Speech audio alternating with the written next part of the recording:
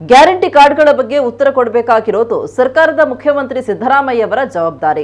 ಉಚಿತ ಯೋಜನೆಗಳನ್ನು ಅನುಷ್ಠಾನ ಮಾಡಲು ಸಾಧ್ಯವೇ ಅಥವಾ ಅಸಾಧ್ಯವೇ ಎಂಬುದನ್ನು ಜನತೆ ಮುಂದೆ ಅವರೇ ಹೇಳಬೇಕು.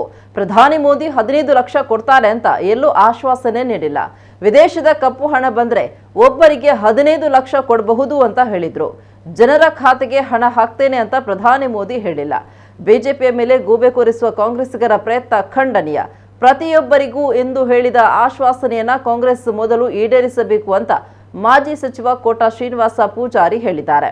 ಉಡುಪಿಯಲ್ಲಿ ಸುದ್ದಿಗಾರರ ಜೊತೆ ಮಾತನಾಡಿದ ಅವರು, ಕೇಂದ್ರ 5 ಕೆಜಿ ಅಕ್ಕಿಯ ಜೊತೆ ಸಾಗಾಣಿಕಾ ವೆಚ್ಚವನ್ನ ಕೊಡ್ತಾ ಇದೆ. ಕೇಂದ್ರ 5 ಕೆಜಿ ನೀಡಿದ್ರೆ ನಾವು 5 ಕೆಜಿ ಸೇರಿಸಿ ಕೊಡ್ತೇನೆ ಅಂತ ಅವತ್ತು ಹೇಳಬೇಕಿತ್ತು.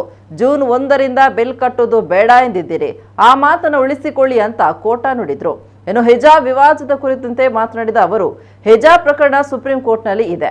ಪ್ರಕರಣ ಕೋರ್ಟ್ನಲ್ಲಿ ಇರುವಾಗ ಸರ್ಕಾರ ತೀರ್ಮಾನ ಮಾಡಲು ಸಾಧ್ಯ ಇಲ್ಲ. ಕರ್ನಾಟಕದಲ್ಲಿ ಕೆಲವು ಬುದ್ಧಿಜೀವಿಗಳು ಇದ್ದಾರೆ. ಬುದ್ಧಿಜೀವಿಗಳ ವಿಚಾರ ಬಿಜೆಪಿಯ ಸಿದ್ಧಾಂತಕ್ಕೆ ವಿರುದ್ಧವಾಗಿದೆ. ಕಾಂಗ್ರೆಸ್ ಬೆಂಬಲಿತ ಬುದ್ಧಿಜೀವಿಗಳು ಕಾಲಕಾಲದಲ್ಲಿ ಕೆಲಸ ಮಾಡ್ತಾರೆ. ಟೌನ್ ಹಾಲ್ ಮುಂದೆ ಗೋಭಕ್ಷಣೆ ಮಾಡಿ ಗೋಪೂಜೆ ಮಾಡುವವರಿಗೆ ಸೆಡ್ ಹೊಡೆದ ಮಾನಸಿಕತೆಯವರು ಅವರು. ಇದೇ ಬುದ್ಧಿಜೀವಿಗಳು ಕೊಡಗಿನಲ್ಲಿ ಕೊಟ್ಟಪ್ಪ ಹತ್ಯೆಗೆ ಪರೋಕ್ಷ ಪ್ರೇರಣೆ ನೀಡಿದ್ದಾರೆ. ಬುದ್ಧಿಜೀವಿಗಳ ಮಾತು ಕೇಳಿದ್ರೆ ಸರ್ಕಾರ ಸಮಸ್ಯೆ ಸೃಷ್ಟಿ ಮಾಡ್ತಾ ಇದೆ ಅಂತ ಅರ್ಥ. ಗೋ ಸಂರಕ್ಷಣೆ, ಮತಾಂತರ, ಪಠ್ಯಪುಸ್ತಕ, ಟಿಪ್ಪು ವಿಚಾರ ಸ್ಪಷ್ಟ ಭಿನ್ನಾಭಿಪ್ರಾಯ ರೂಪಿಸಿದ್ರೆ ಬಿಜೆಪಿ ವಿರೋಧಿಸುತ್ತೆ. ಉಚಿತ ಯೋಜನೆಗಳಿಗೆ ನಿಗಮ ಮಂಡಳಿಯಿಂದ ನಿರಾಸಕ್ತಿ ವಿಚಾರಕ್ಕೆ ಸಂಬಂಧಿಸಿ ಮಾತನಾಡಿದ ಅವರು, ಸಿದ್ದರಾಮಯ್ಯ ಹಲವಾರು ಬಾರಿ ಬಜೆಟ್ ಮಂಡನೆ ಮಾಡಿದ ಅನುಭವ ಇರುವವರು.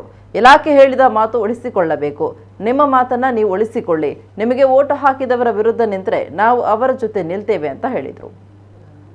ಸಿದ್ದರಾಮಯ್ಯನವರು ಮತ್ತು ಉಪಮುಖ್ಯಮಂತ್ರಿಗಳಾಗಿರುವ ಸನ್ಮಾನ್ಯ DK ಶಿ ಅವರ ಮಾತುಗಳನ್ನು ಕೇಳಿ ಆಶ್ಚರ್ಯ ಏನು ಅಂತ ಹೇಳಿದರೆ, ನೀವು ಚುನಾವಣಾ ಸಂದರ್ಭದಲ್ಲಿ ಕೊಟ್ಟಿರುವಂಥ ಗ್ಯಾರಂಟಿ ಕಾರ್ಡಿನ ಬಗ್ಗೆ ನೀವು ಉತ್ತರ ಕೊಡಬೇಕಾದದ್ದು ಮುಖ್ಯಮಂತ್ರಿಗಳಾಗಿ ಉಪಮುಖ್ಯಮಂತ್ರಿಗಳಾಗಿ ನಿಮ್ಮ ಜವಾಬ್ದಾರಿ.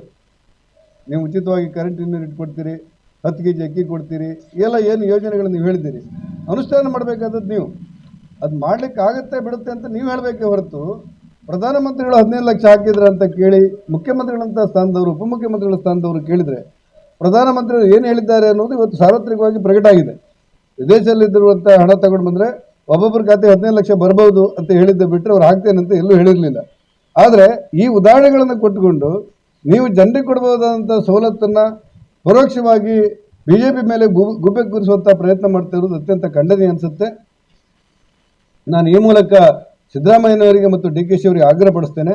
ನೀವು ಚುನಾವಣೆ ಮುಂಚೆ ಏನು ಹೇಳಿದ್ದೀರಿ, ಪ್ರತಿಯೊಬ್ಬರಿಗೂ 200 ಯೂನಿಟ್ ಕರೆಂಟ್ ಕೊಡ್ತೇವೆ, ಅದು ಅವರು ದೊಡ್ಡವರ ಸಣ್ಣವರ ಅಂತ ಇಲ್ಲ, ಅದನ್ನು ನೀವು ಈಡೇರಿಸಬೇಕಾದದ್ದು ನಿಮ್ಮ ಜವಾಬ್ದಾರಿ.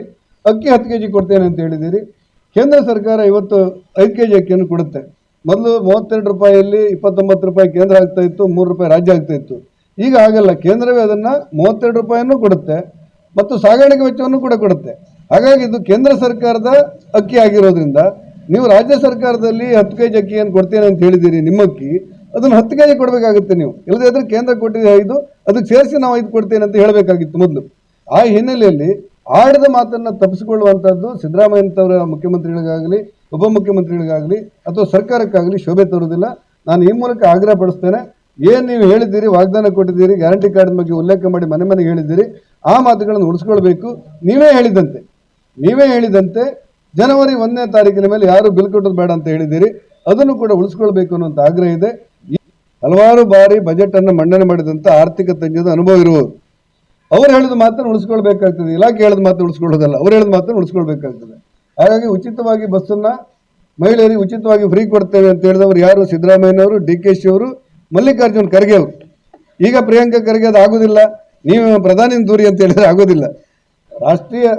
ಕಾಂಗ್ರೆಸ್ ಪಕ್ಷದ ರಾಷ್ಟ್ರೀಯ ಅಧ್ಯಕ್ಷರಾಗಿರುವಂಥ ಪ್ರಿಯಾಂಕಾ ಖರ್ಗೆ ಅವರ ತಂದೆ ಮಲ್ಲಿಕಾರ್ಜುನ್ ಖರ್ಗೆ ಅವರು ಕರ್ನಾಟಕದಲ್ಲಿರುವಂಥ ಎಲ್ಲ ನನ್ನ ಅಕ್ಕ ತಂಗಿಯರಿಗೆ ಎಲ್ಲ ಹೋದರೂ ಉಚಿತ ಅಂತ ಹೇಳಿದವರು.